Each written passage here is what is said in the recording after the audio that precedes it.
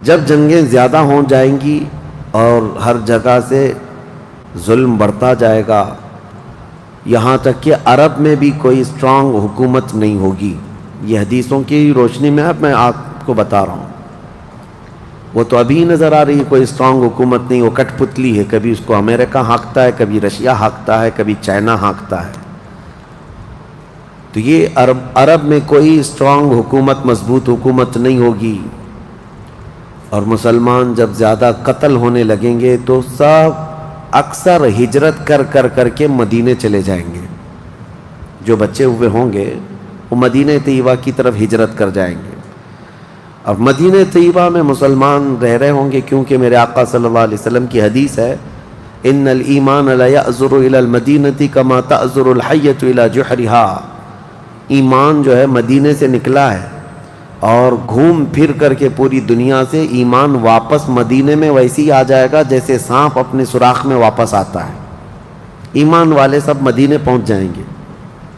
اب وہاں جانے کے بعد لوگوں میں یہ بات کثرت سے پھیل جائے گی کہ اب ان حالات کا مقابلہ کرنے کے لیے ہمیں کیا کرنا چاہیے. بہت مجبور ہو چکے، کوئی راستہ نظر نہیں آتا. تو اس وقت جو مدینے میں تھے علماء صلحاء سب بیٹھ کر کے مشورہ کرتے ہیں کہ ہم کو امام مہدی کو تلاش کرنا ہوگا. اور یہ وہ زمانہ ہوگا جب امام مہدی مدینے میں پیدا ہو چکے ہوں گے. یہ وہ زمانہ ہوگا جب امام مہدی مدینے میں ہوں گے. امام مہدی جن کی بشارت اللہ کے نبی صلی اللہ تعالیٰ علیہ وسلم نے اپنی حدیثوں میں عطا فرمایا، ان کا نام حضور کے نام پر ہوگا. ان کا نام محمد ہوگا اور ان کے والد کا نام بھی حضور کے والد کے نام پر ہوگا. اور اللہ کریم کی طرف سے بھیجے جانے والے اس روئے زمین کے وہ آخری خلیفہ راشد ہوں گے. مدینہ طیبہ میں وہ ہوں گے لیکن وہ اپنے آپ کو چھپا کر کے رہ رہے ہوں گے. اب لوگ جب انہیں تلاش کرنے ہوں گے، اس دوران کئی جھوٹے مہدی بھی تیار ہوں گے، کیونکہ امام مہدی کا چیپٹر سب نے پڑھا ہے. جھوٹے مہدی دعویٰ کریں گے لیکن مار کھائیں گے، مریں گے، جیلوں میں جائیں گے. یہ جھوٹے مہدیوں کا یہی ہوتا رہے گا. امام مہدی اپنے آپ کو چھپا رہے ہوں گے کہ کہیں لوگ مجھے پکڑ کر حاکم نہ بنا لیں، امام نہ بنا لیں. اب لوگ جب تلاش زیادہ کر دیتے ہیں تو پھر امام مہدی کو کچھ لوگ مدینہ طیبہ میں پہچاننے لگتے ہیں. تو امام مہدی مدینہ چھوڑ کر مکہ آ جاتے ہیں، مکہ ہجرت کر کے آ جاتے ہیں. اپنے آپ کو چھپا کر کے رہ رہے تھے مکہ مکرمہ میں. یہی رمضان کا موقع، وہ خانہ کعبہ کا طواف کر رہے ہوں گے، حجر اسود کے قریب لوگ. اچھا یہ بھی میں بتا دوں، جتنے دنیا میں ابدال، اقطاب، اولیاء ہوں گے وہ سب ہجرت کر کے اس وقت مکہ میں پہنچے ہوں گے. مکہ میں سارے اولیاء ہوں گے اس وقت.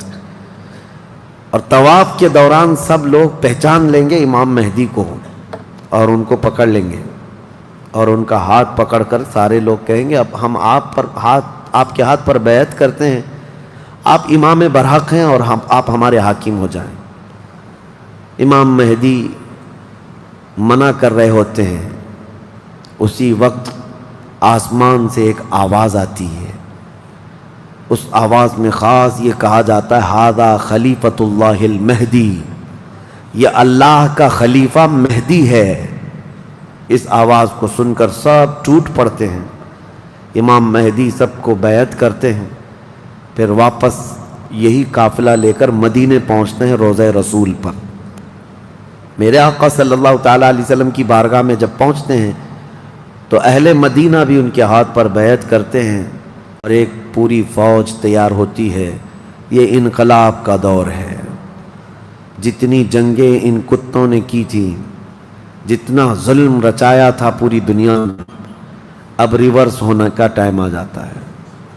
حضرت امام مہدی اس فوج کو لے کر ملک شام کی طرف جاتے ہیں. حالات ملک شام کے ایسے ہو چکے ہوں گے کہ ملک شام میں عیسائیوں کی حکومت قائم ہو چکی ہوگی. ابھی تو نہیں ہے، یا انڈائریکٹ ان سے کسی کا تعلق ہے تو یہ ہمیں پتہ نہیں، لیکن حدیث میں یہ ہے کہ عیسائیوں کی حکومت ملک شام میں قائم ہوگی اور یہودی فتنہ مچا رہے ہوں گے ہر جگہ. قتل عام جو مسلمانوں کا سب سے زیادہ کرنے کی کوشش ہے وہ یہودیوں کی طرف سے ہے. امام مہدی مکہ مکرمہ سے نکل کر ملک شام کی طرف جائیں گے، اور مسلمانوں کی جو قلت تھی، جو چھوٹی سی جماعت تھی، یہ جب نکل کر کے وہاں آئے گی ملک شام، بہت بڑی جنگ ہوگی جس کو ملحمۃ الکبریٰ کہا گیا ہے. امام مہدی کی قیادت میں یہ جنگ ہوگی. سارے کفار، عیسائی، یہودی سب مقابل میں آ جائیں گے.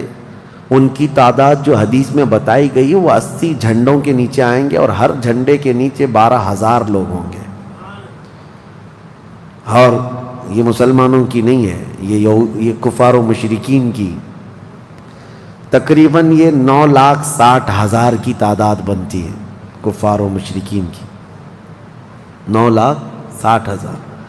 مسلمانوں کی تعداد کتنی ہوگی یہ تو نہیں پتہ.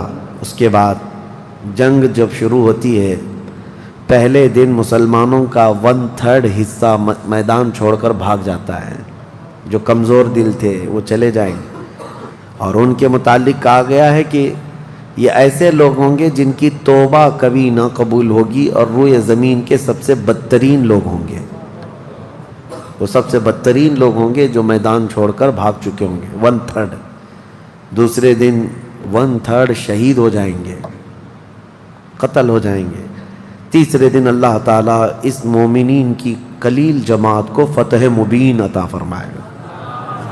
اور اس کے بعد ملک شام کے سارے انتظامات امام مہدی کے ہاتھ میں ہوں گے. دمشق جب وہ آئیں گے، دمشق کی جامع مسجد سے امام مہدی اپنے انتظامات و انصرامات کو سنبھالیں گے. پھر وہاں سے امام مہدی اسی فوج کو لے کر قسطنطنیہ جو موجودہ استنبول ہے اس کو فتح کرنے کے لیے نکلیں گے. اس وقت وہ بھی عیسائیوں کے ہاتھ میں ہوگا. اب جب امام مہدی یہاں آئیں گے، صرف ایک ہی دن میں قسطنطنیہ یعنی استنبول فتح ہوگا. اور اس کی بھی کیفیت بتائی گئی ہے، مسلمانوں کے صرف نعرے تکبیر سے فتح ہوگا. صرف اس لیے کہ ایسی ہیبت طاری ہوگی ان کفار و مشرکین کے دلوں میں. پورا شہر فتح ہوگا. امام مہدی یہ شہر فتح کر کے واپس ملک شام آئیں گے، دمشق میں آئیں گے. اب یہ وہ وقت ہوگا جب امام مہدی مسجد سے انتظامات و انصرامات سنبھال رہے ہیں، اور کثیر جنگیں اس وقت بھی ہوں گی، لیکن ہر جنگ میں اللہ تعالیٰ امام مہدی کو فتح عطا فرمائے گا. ہر جنگ میں. اور یہودی دسیسہ کاری کر رہے ہوں گے، امام مہدی کو ختم کرنے، قتل کرنے کی بہت کوششیں کر رہے ہوں گے. پھر امام مہدی ان یہودیوں سے لڑتے رہیں گے. اس وقت اللہ کی بارگاہ میں امام مہدی بھی دعا کرتے ہیں کہ مولا ان ظالموں سے ہمیں نجات عطا فرما. اور یہودی بھی جگہ جگہ اس بات سے پریشان ہوں گے کہ امام مہدی نے ان کا بیڑا غرق کر رکھا ہے. جہاں جاتے ہیں مقابل میں یہ شکست کھاتے ہیں، مر جاتے ہیں، اور ان کے مقابل میں کوئی آ نہیں پا رہا ہے. تو پھر ایران کے ایک علاقے میں یہ یہودی کثرت سے دعا میں مشغول ہوں گے. یہ وہ زمانہ ہوگا جب عراق اور شام کے بیچ میں دجال ظاہر ہوگا. دجال جس کے متعلق حدیث پاک میں تفصیلاً بہت ساری باتیں آئی ہیں. دجال آئے گا، وہ ایک آنکھ سے کانا ہوگا، آنکھیں دونوں ہوں گی، ایک آنکھ اس کی نظر آئے گی، اور اس کی آنکھ کے کنارے کافر لکھا ہوا ہوگا جس کو مسلمان دیکھ کر پہچان لیں گے. اور وہ بڑا بھاری بھرکم طاقتور ہوگا، اور اللہ تعالیٰ اس کو بہت سارے خارق عادات چیزیں عطا کرے گا. وہ ظاہر ہوگا اور سب سے پہلے یہودیوں میں آ کر کے ہی بیعت لے لے گا، یعنی اپنے آپ کو پہلے رسول بنائے گا. اور پھر سارے یہودی، حدیث پاک میں تو ہے کہ اصفہان ایران کے 50,000 یہودی اس کی فوج میں شامل ہوں گے. ہاں، جس کو یہ مسیحا کہتے ہیں اور اس کے انتظار میں بلیاں چڑھا رہے ہیں. یہ ظاہر ہوگا عراق اور شام کے بیچ میں ہے. اور پھر یہ سب یہودی دجال کی فوج میں شامل ہوں گے. دجال ایسے نکلے گا روئے زمین پر، حدیث پاک میں یہ سب ملتا ہے کہ وہ آسمان سے کہے گا تو آسمان سے بارش برس جائے گی، زمین سے سبزہ نکلنے لگے گا، کسی کو مار کے دوبارہ زندہ کر کے دکھائے گا، یہ سب چیزیں وہ کر کے دکھائے گا، یہاں تک کہ چلتے چلتے زمین سے کہے گا تیرے اندر جتنے خزانے ہیں نکال، زمین پورے خزانے باہر کرے گی، اور جب وہ آگے چلتا رہے گا تو یہ خزانے شہد کی مکھیوں کی طرح اس کے پیچھے جھنڈ کی طرح چلتے ہوں گے خزانے، اور دنیا کے لالچی لوگوں کو ایک سکہ ہی چاہیے بس، جس کے پاس مال ہے اس کے پیچھے غلامی ہے۔ بہت بڑا فتنہ ہوگا، بہت بڑی آزمائش ہوگی، لیکن جو ایمان والے ہیں حدیث میں ہے اس دن بھی وہ نہیں بہکیں گے، اس دن بھی وہ نہیں بہکیں گے، وہ غضب کا ایمان ہوگا ان لوگوں کا۔ حضور صلی اللہ تعالیٰ علیہ وسلم نے فرمایا دجال کے فتنے سے مقابلہ کرنے والے جو مومن ہوں گے نا، اس کا فتنہ دیکھ کر کے بھی ایمان پر قائم ہوں گے، ان کے لیے حضور نے فرمایا وہ بغیر حساب کے ہی جنت میں جائیں گے، ان کا حساب نہیں ہوگا، وہ بنا حساب کے جنت میں جائیں گے۔ تو دجال روئے زمین پر گھوم رہا ہوگا اور فتنہ مچا چکا ہوگا، پہلے تو رسول کہتا رہا، اس کے بعد پھر خدائی کا دعویٰ کرے گا کہ میں خدا ہوں۔ اس کی خدائی کو ماننے والے وہ یہودی بھی ہوں گے، عیسائی بھی ہوں گے، بہت سارے مسلمانوں میں بھی گمراہ ہو چکے ہوں گے، جن کا پہلے سے ایمان مضبوط نہیں تھا وہ اس کے پیچھے چل پڑیں گے، وہ ہزاروں کی تعداد میں لوگوں کو کافر بنا چکا ہوگا۔ میرے عزیزو، دجال تو بہت بڑی بڑی چیزیں دکھا رہا ہے، آسمان سے بارش برسا کر کے، زمین سے سبزہ اگا کر کے، اور اس وقت کئی لوگ گمراہ ہو جاتے ہیں۔ یہاں تو چھوٹی موٹے باباؤں کے پیچھے ہی گمراہ ہوتے ہیں، آج تو چٹھی نکال کر دکھا رہا ہے بابا، تو بھیڑ لگ چکی ہے کہ تم کیا کھائے ہو، کیا پیے ہو، کیا سوچ رہے ہو، چٹھی میں نکال کر کے دکھاؤں گا۔ چٹھی والے بابا کے پیچھے ہی ہزاروں چلے جاتے ہیں، تو دجال والے بابا کے پیچھے کتنے جائیں گے؟ لیکن حدیث پاک کی روشنی میں مفسرین نے، محدثین نے فرمایا کون لوگ اس دن محفوظ رہیں گے، کون لوگ اس دن محفوظ رہیں گے؟ دجال کی شکل جیسی بھی ہو، لیکن وہ جو چیزیں خارق عادات دکھا رہا ہوگا لوگ اچنبے سے دیکھ رہے ہوں گے۔ اچھا ایک بات اور بھی بتا دوں، آپ گھر میں بیٹھے ہوں، کوئی مسجد میں ہوں گے، شور آئے گا کہ وہاں پر خدا اتر پڑا ہے، نعوذ باللہ من ذالک، اور عجیب و غریب چیزیں دکھا رہا ہے، آسمان کو کہہ رہا ہے تو آسمان بارش برسا رہا ہے، زمین کو کہہ رہا ہے تو زمین خزانے نکال رہی ہے۔ کچھ لوگ جو گھر میں بیٹھے ہوں گے، توجہ یہ بہت اہم بات کہہ رہا ہوں، کہیں محفل میں ہوں گے، مسجد میں ہوں گے، جب یہ شور آئے گا تو کچھ کہیں گے کہ چلو ہم بھی جا کر دیکھ کے آتے ہیں، تو کچھ لوگ یہ کہہ کر کے اٹھیں گے اور جا کر کافر ہو جائیں گے، اور کچھ لوگ وہ ہوں گے جو جیسے سنیں گے اپنے آپ کو گھر میں ایسے مضبوط بند کر لیں گے کہ ان کو ہوا آنے کی بھی خواہش نہ رہے، اس طرح اپنے آپ کو محفوظ کر لیں گے۔ اور بزرگوں نے لکھا ہے کہ اس وقت اس کے فتنے عروج پر ہوں گے، لوگوں میں صرف اور صرف چرچا یہی ہوگا۔ اسی لیے میں اکثر یہ میڈیا کو دجالی میڈیا کہتا ہوں، اس کی وجہ یہی ہے کہ دجال کے آدھے سے زیادہ کام یہ میڈیا والے کرتے ہیں، سب جگہ پھیلائیں گے افواہیں، بہت جھوٹ کو سچ کر کے دکھاتے رہیں، سچ کو جھوٹ کر کے دکھاتے رہیں، یہ میڈیا یہی سب کام کرتی رہے گی۔ اس وقت کون لوگ محفوظ رہیں گے؟ بزرگوں نے لکھا ہے دجال کے قریب بھی جائے گا کوئی بندہ، لیکن اس کو دیکھ کر نہیں گمراہ ہوگا، تو یہ کون ہوگا؟ جس کا سینہ حضور کی محبت سے بھرا ہوگا، یہ وہی ہوگا جس کے لیے اعلیٰ حضرت نے فرمایا نا، تیرے قدموں میں جو ہیں غیر کا منہ کیا دیکھیں، حضور کے قدموں میں جو پڑے ہیں وہ غیر کا منہ کیا دیکھیں، کون نظروں میں جچے دیکھ کے تلوا تیرا۔ اب یہ دجال گھومتا ہوا جب فتنہ بہت برپا کر چکا ہوگا، مکہ جائے گا، پہلے یہ یمن جائے گا، یمن میں بھی بہت فتنہ پھیلائے گا، اس کے بعد پھر مکہ آئے گا، مکہ کی سرحدوں کو اللہ تعالیٰ فرشتوں سے محفوظ کر رکھا ہوگا، فرشتے اسے داخل ہونے نہیں دیں گے، ماریں گے اور داخل نہیں ہو سکے گا۔ پھر مدینہ جائے گا، مدینہ طیبہ اپنی پوری فوج لے کر کے داخل ہونے کی، 2 شہروں کے علاوہ پوری دنیا کے ہر شہر گھومے گا، ہر شہر گھوم چکا ہوگا 2 شہروں کے علاوہ، مکہ مکرمہ، مدینہ طیبہ۔ مدینہ طیبہ کے سرحد پر آئے گا، وہاں پر بھی اللہ کے فرشتے پہرا دے رہے ہوں گے، میرے مصطفیٰ کا شہر ہے، دجال نہیں آ سکتا۔ لیکن اس کا شہرہ جب مدینے کے باہر بہت پھیل چکا ہوگا، مقام جرف ایک جگہ ہے، وہاں تک وہ پہنچ چکا ہوگا جہاں آج بادشاہ نے ایک پیلس بنایا ہوا ہے۔ ان لوگوں نے ایک پیلس بنا کر رکھا ہے وادی جرف میں، وہاں تک پہنچے گا تو مدینہ طیبہ کے ایک عالم وہ جائیں گے، اس سے مناظرہ کریں گے، ڈیبیٹ کریں گے۔ صرف مناظرے کے کرنے کی وجہ سے اس عالم دین کو وہ قتل کر دے گا، قتل کر کے اس کے بعد پھر ان کو دوبارہ زندہ کرے گا، اور اس کے بعد کہے گا کہ دیکھا میری طاقت۔ اس عالم دین کا کہنا ہوگا اب تو مجھے تیرے دجال ہونے پر اور زیادہ یقین ہو گیا، اس لیے کہ میں نے میرے مصطفیٰ سے سنا ہے، وہ مار کر کے دوبارہ زندہ کرے گا۔ اور اس عالم کا دوسرا چیلنج یہ ہوگا کہ میں نے اپنے حبیب سے ایک اور بات سنی ہے، اب کی بار اب تو مار کر کے دکھا۔ دوسری بار حدیث پاک میں ہے دوسری مرتبہ اس عالم کو قتل کرنے کی 1000 کوشش کرے گا لیکن مار نہیں سکے گا۔ وہ عالم ربانی بیان کریں گے، اللہ کے نبی صلی اللہ علیہ وسلم کی بیان کی ہوئی علامات یہی ہیں، ایک بار قتل کر کے اٹھائے گا لیکن دوبارہ وہ مار نہیں سکے گا۔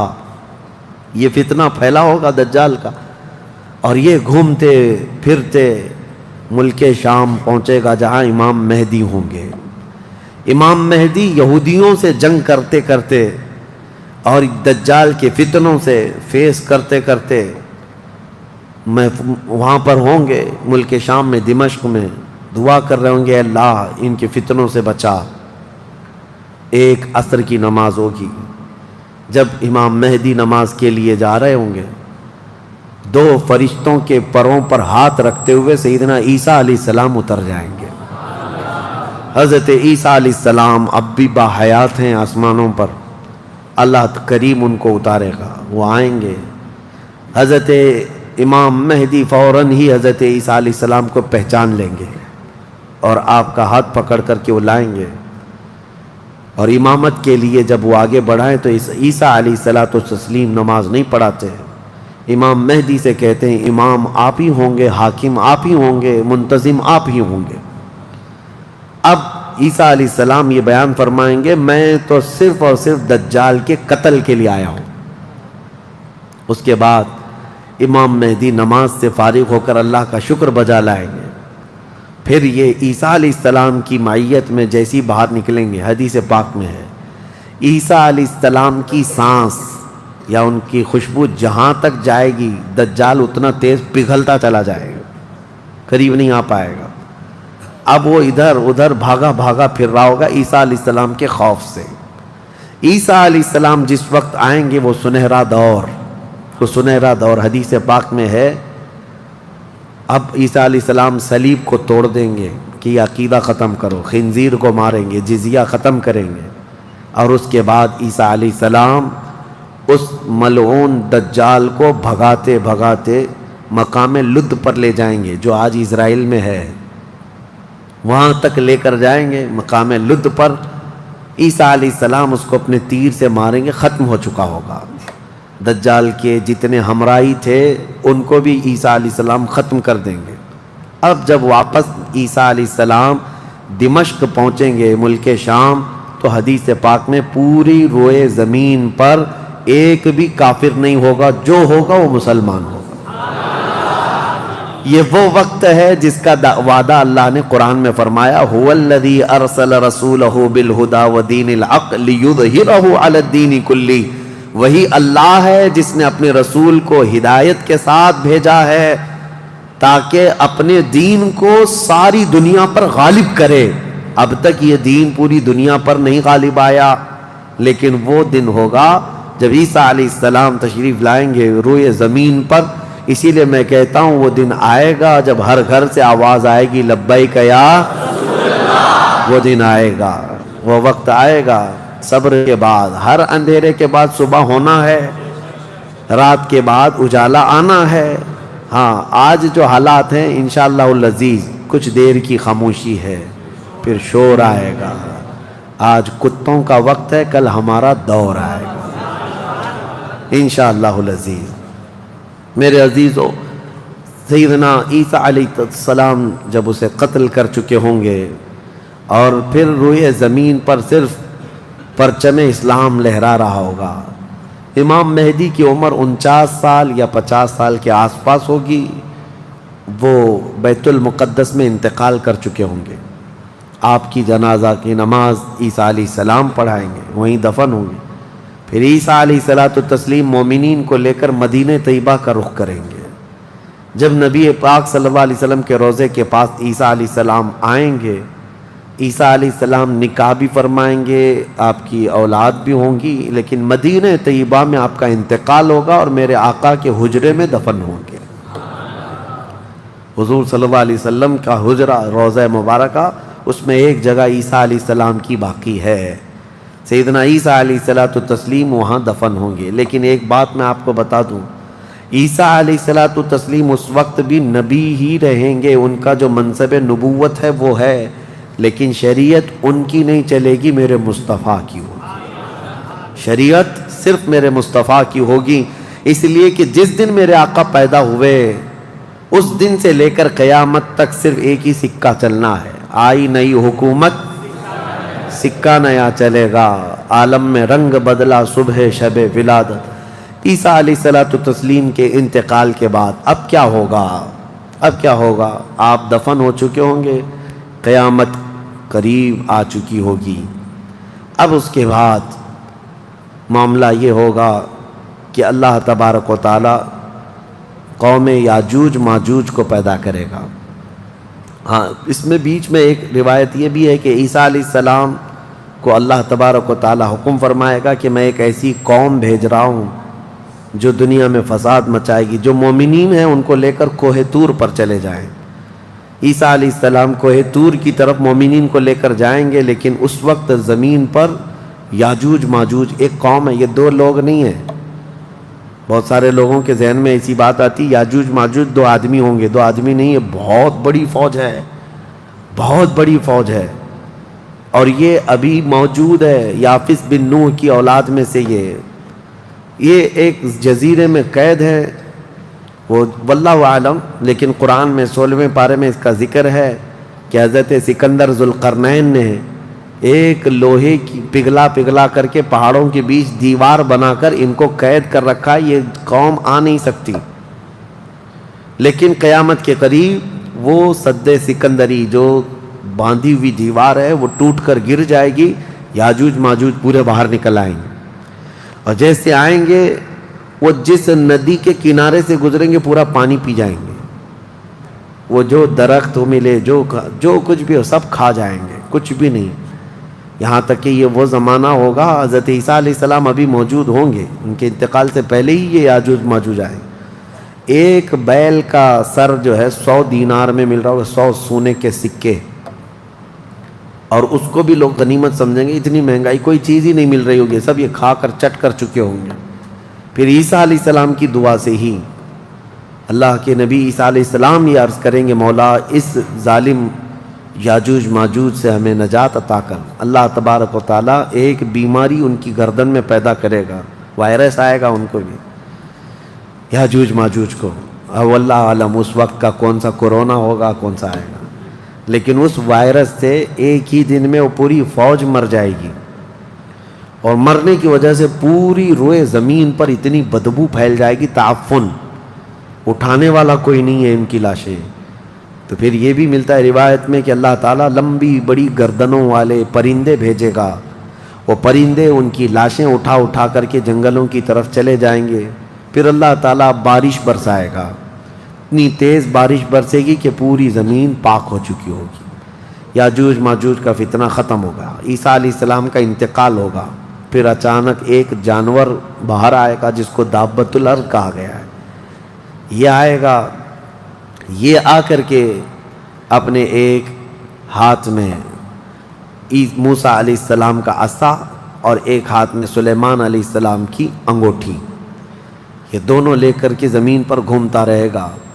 جو مومن ہوگا اس کی پیشانی پر سلیمان علیہ السلام کی انگوٹھی سے نشان لگا دے گا، جو کافر ہوگا موسیٰ علیہ السلام کے عصا سے اس پر لکیر کھینچ دے گا، جس کے لیے وہ نشانی لگا دیا وہ اسی حالت میں مرے گا. اور اس کے بعد پھر حدیث پاک میں ہے دابۃ الارض چلا جائے گا. پھر ہوگا یہ کہ ایک دن لوگ تھک کر کے سوئے ہوں گے, دھواں دھواں نظر آتا رہے گا ہر جگہ دھواں دھواں, لوگ پریشان ہوں گے. اور اس کے بعد سوئیں گے تو رات اتنی لمبی ہوگی کہ لوگ اکتا جائیں گے, سو کر اٹھیں گے پھر سوئیں گے, سو کر اٹھیں گے پھر سوئیں گے. بچے جو ہے چیخ مارتے رہیں گے, اور پھر جانور اپنی کھیتیوں کی طرف بھاگنے کے لیے بے قرار ہوں گے. لیکن رات لمبی ہوگی, 3 راتوں کے برابر ایک رات ہوگی, 3 بڑی راتوں کے برابر ایک رات کٹتی نہیں ہوگی. لوگ تھک چکے ہوں گے سو کر کے. اس کے بعد پھر اچانک چھوٹی چھوٹی روشنی آئے گی سورج کی, لوگ چیخ مارتے ہوئے خوشیوں سے باہر آ جائیں گے کہ اجالا آ گیا. پہلے تو لوگوں کو یہ لگ رہا تھا کہ اب اندھیرا ہے, اب سورج آئے گا ہی نہیں. لیکن جیسی روشنی آنے لگے گی سب بھاگ کر کے باہر آئیں گے. لیکن دیکھیں گے اس وقت تو سورج جو ہے پچھم کی طرف سے نکل رہا ہوگا. ابھی سورج کہاں سے نکلتا ہے؟ پورب, ایسٹ سے نا, مشرق سے. اس دن سورج ویسٹ کی طرف سے, مغرب کی طرف سے نکل رہا ہوگا, پچھم کی طرف سے. پہلے ہلکا ہلکا نکلے گا سورج. یہ دیکھ کر کے جو لوگ بہت لمبا سو کر کے آئے ہوں گے گھبرا جائیں گے کہ آج کیا ہوا. یہ وہ دن ہوگا کہ میرے آقا نے فرمایا توبہ کا دروازہ بند ہو چکا ہوگا. اس کے بعد پھر کسی کا ایمان بھی قبول نہیں, کسی کی توبہ بھی قبول نہیں. یہ لاسٹ دن ہے توبہ کا. لاسٹ دن کیا, اس سے پہلے جو گزری رات لاسٹ تھی, رات لاسٹ تھی. سورج نکل کر کے آئے گا دھیرے دھیرے دھیرے. اس کے بعد دوپہر کا وقت جتنا ہوتا ہے اتنے وقت تک وہ آئے گا, اور اس کے بعد پھر واپس مغرب کی طرف ہی چلا جائے گا. ایسا نہیں کہ پچھم سے نکل کر کے پورب میں ڈوبے گا. آدھے تک آئے گا دوپہر تک, اور اس کے بعد سورج پھر اپنے معمول کے مطابق جیسی روٹین ہے واپس پھر پچھم کی طرف چلا جائے گا, ڈوب جائے گا. یا آخری دن ہے, اب کسی کا ایمان کام نہ کرے گا, اب کسی کی توبہ کام نہ کرے گی. اب معاملات کیا ہوں گے؟ دھیرے دھیرے مومنین کا انتقال شروع ہوگا. تو نئے مومن نہیں ہوں گے, مومن انتقال کرتے جائیں گے, حکومتیں پھر سے ختم ہو جائیں گی. ایک روایت یہ بھی ملتی ہے جہجہ نام سے ایک اور بزرگ جو حکومت کریں گے چند سال, لیکن اس کے بعد پھر عادل حکمران نہیں آئیں گے, ختم ہوتے چلے جائیں گے. اب مسلمانوں کی تعداد جب گھٹنے لگے گی تو پھر بے حیائی بہت بڑھ جائے گی, اتنی کہ کھلے عام زمین پر سب کچھ ہونے لگے گا. ننگا پن, جانوروں کی طرح لوگ زنا کرتے رہیں گے, سڑکوں پر, روڈوں پر, راستوں پر سب کھلے عام گناہ ہو رہے ہوں گے. بے حیائی بڑھ چکی ہوگی. یہاں تک کہ حبشیوں میں سے, اب کالے لوگوں میں سے ایک جماعت جائے گی خانہ کعبہ کو بھی گرا دے گی. یہ وہ زمانہ ہوگا جب مومنین ختم ہو چکے ہوں گے. اب اس کے بعد ایک ٹھنڈی ہوا چلے گی, نرم. اس کے متعلق فرمایا گیا ہے بہت نرم ہوا, میٹھی ہوا چلے گی, اور پوری دنیا میں چلے گی. جو مومن ہوگا وہ ہوا ان کے بغلوں سے گزرے گی تو وہ اسی وقت انتقال کر جائیں گے. ایمان والے ختم ہو چکے ہوں گے. اب میرے آقا صلی اللہ علیہ وسلم فرماتے ہیں روئے زمین پر اللہ اللہ کہنے والا کوئی بھی باقی نہیں رہے گا. یہ اینڈ لاسٹ مومنٹ پر میں آ رہا ہوں, ختم ہونے کے قریب ہے. سب مومنین انتقال کر چکے ہوں گے اس ہوا کے بعد. اس کے بعد چند سال زندگی گزرتی رہے گی نارمل, لوگ اپنے اپنے کاموں میں مصروف ہوں گے. پھر اچانک ایک دن حضرت اسرافیل علیہ السلام سور پھونکیں گے. یہ سور ایک باجے کی شکل کی چیز ہے, دھیمی دھیمی آواز اس کی بڑھتی جائے گی. اب یہ آواز اتنی تیز بڑھے گی کہ دھماکہ ہوگا پوری زمین پر, زلزلہ آ جائے گا. اتنا بڑا زلزلہ آئے گا کہ قرآن میں ہے یوم ترونہا تذہل کل مرضعۃ عما ارضعت وتضع کل ذات حمل حملہا.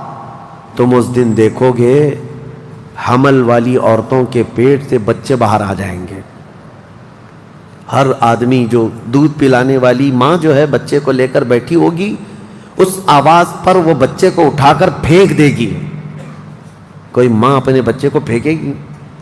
لیکن وہ دن ہوگا جب ماں اپنے بچے کو پھینک دے گی، حاملہ عورت اس کا پیٹ نکل کر کے بچہ باہر آ چکا ہوگا، لوگ جو جو کام کر رہے ہوں گے وہیں پر سب اپنے کام چھوڑ چکے ہوں گے، اور اس کے بعد پھر اسی سور کی آواز کے بڑھتے بڑھتے جب زمین میں زلزلے آئیں گے سب ختم ہو چکے ہوں گے، سب کی موت ہوگی۔ پھر اللہ فرماتا ہے وَتَكُونُ الْجِبَالُ كَالْعِهْنِ الْمَنْفُوشِ، پہاڑوں کو دھنی ہوئی روئی کی طرح اڑایا جائے گا۔ اِذَا الشَّمْسُ كُوِّرَتْ وَإِذَا النُّجُومُ انْكَدَرَتْ وَإِذَا الْجِبَالُ سُيِّرَتْ، جب تم دیکھو گے سورج کو کالا کر دیا جائے گا، تارے آپس میں ٹکرا دیے جائیں گے، پھاڑ دیے جائیں گے، اور سمندروں میں آگ لگا دی جائے گی، یہ سب پوری دنیا تہس نہس ہو چکی ہوگی، ختم، یہ قیامت ہے۔ اس کے بعد پھر سارے جب فنا ہو چکے ہوں گے، اللہ تعالیٰ اسرافیل علیہ السلام کو بھی موت عطا کرے گا، اور روح نکالنے والے فرشتے اسرائیل علیہ السلام کو بھی موت عطا کرے گا۔ اب کون باقی رہے گا؟ کل من علیہا فان ویبقى وجہ ربک ذو الجلال والاکرام، ہر شے فنا ہو چکی ہوگی، باقی رہنے والی ذات صرف تمہارے رب کی ہوگی۔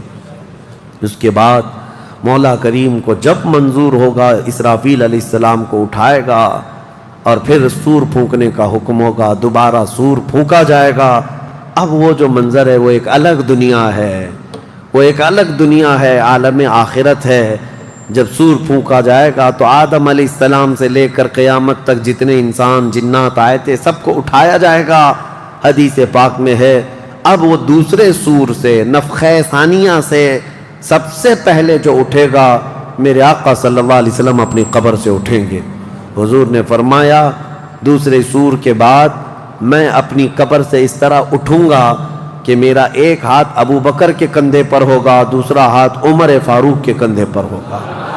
اس شان سے میرے آقا صلی اللہ تعالیٰ علیہ وسلم میدان قیامت میں آئیں گے، اور اس کے بعد کے جو مناظر ہیں، ہر آدمی کو کھڑا کر دیا جائے گا، ہر انسان کو میدان میں کھڑا کر دیا جائے گا، اور تمہیں چاہے تم کو مٹی کھا چکی ہو، تم کسی کی غذا بن چکے ہو، تم کو جلا دیا گیا ہو، تم کو پانی میں غرق کر دیا گیا ہو، کسی بھی حالت میں ہو، اور رب قدیر فرماتا ہے جب ہم نے تم کو نطفے سے پیدا کیا پورا انسان، تو تمہارے جلا کر خاک ہو جانے کے بعد تمہاری راکھ سے بھی وہ تم کو دوبارہ زندہ اٹھائے گا۔ جب تمہیں زندہ اٹھایا جائے گا پھر یہ میدان ہوگا، یہاں پر جو کھڑا کر کے حساب کتاب کا دن ہوگا وہ 50,000 سال کے برابر کا ہوگا۔ اب یہ ایک لمبی داستان ہے میرے عزیزو، وہاں کے جو حالات ہیں، اس دن ایک آواز آ رہی ہوگی، جس کو قرآن میں اللہ نے فرمایا لمن الملک اليوم، اللہ فرمائے گا آج کی بادشاہت کس کی ہے، آج کی بادشاہت کس کی ہے؟ پھر مولا خود فرماتا للہ الواحد القہار، ایک قہر کرنے والے خدا کی آج حکومت ہے۔ جو اکڑتے تھے، جو گھمنڈ کرتے تھے، سب کو کھڑا کیا جا چکا ہوگا، اور فرشتے پکار رہے ہوں گے این الجبارون این المتکبرون، کہاں ہیں غرور میں چلنے والے، کہاں ہیں اکڑ میں رہنے والے، سب جمع ہو جاؤ۔ سب کے گناہ ان کی پیشانیوں سے ظاہر ہو رہے ہوں گے، کسی کو داغ داغ کر کے فرشتے نشان بنا رہے ہوں گے کہ یہ چور ہے، یہ زانی ہے، یہ شرابی ہے، یہ حرام خوری کرتا رہا، سب کی الگ الگ نشانیاں بنائی جا رہی ہوں گی۔ اس بھرے محشر کے میدان میں ہمارے لیے کون ہے میرے عزیزو؟ ہم اسی رب ذوالجلال کو منانے کے لیے آج آئے ہیں۔